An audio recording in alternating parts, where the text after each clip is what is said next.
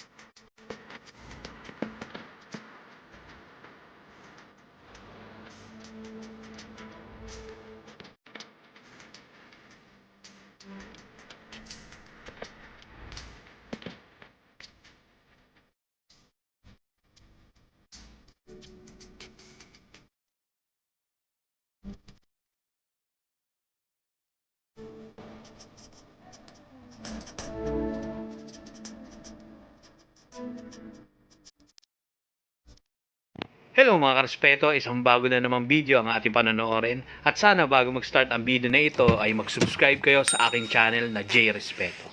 Maraming salamat po. At kung bago ka sa aking channel ay click mo ang notification button para mapanood ng mga bagong videos. Magandang araw mga karespeto. Nandito tayo ngayon sa Meng's Restaurant dito sa Barangay Santo Cristo sa Gonzales Street sa San Isidro, Nueva Ecija. So susubukan natin mga karespeto yung pagkain nila. So tara, pasok tayo sa loob. First impression dito mga karespeto ay malamig yung lugar, tapos presko kasi maraming mga puno. So ayan yung CR nila. So nandito pa yung ibang dining nila sa labas. So pasok na tayo dito. Ito yung pinto nila oh. Single door lang. Wow, first time ko dito mga respeto. Ang ganda nung restaurant na to. Daming bulaklak. Tapos yung style niya parang mga lumang bahay oh.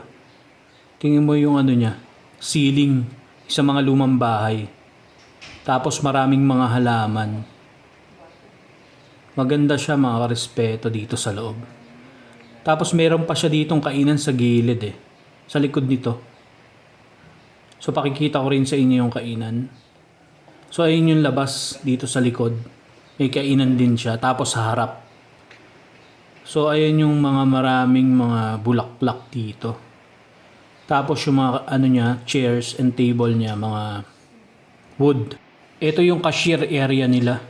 Tapos hindi ko lang alam kung may buffet dito. So nandito tayo sa labas mga respeto. Pakita ko lang sa inyo yung labas.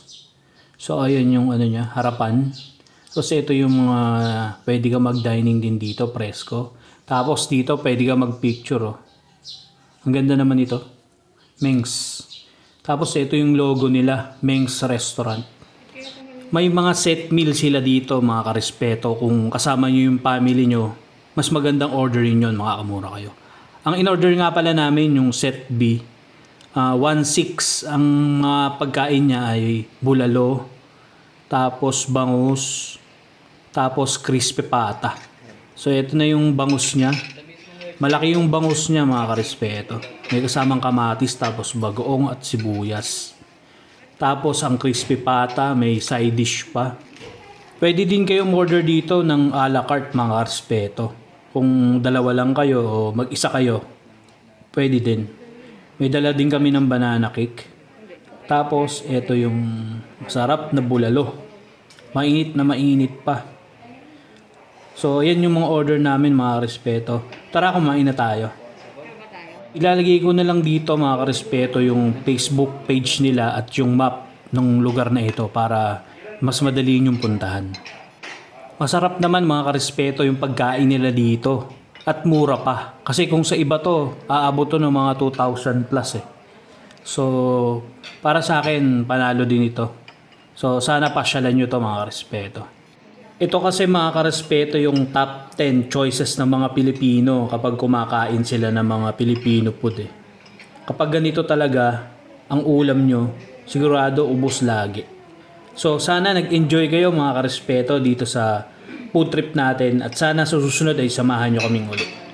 So dito po ulit nagtatapos mga karespeto ang ating vlog at maraming salamat po sa inyo sa walang sawang suporta at sana po ay panoorin nyo ang mga bago naming video na i-upload. Maraming salamat po.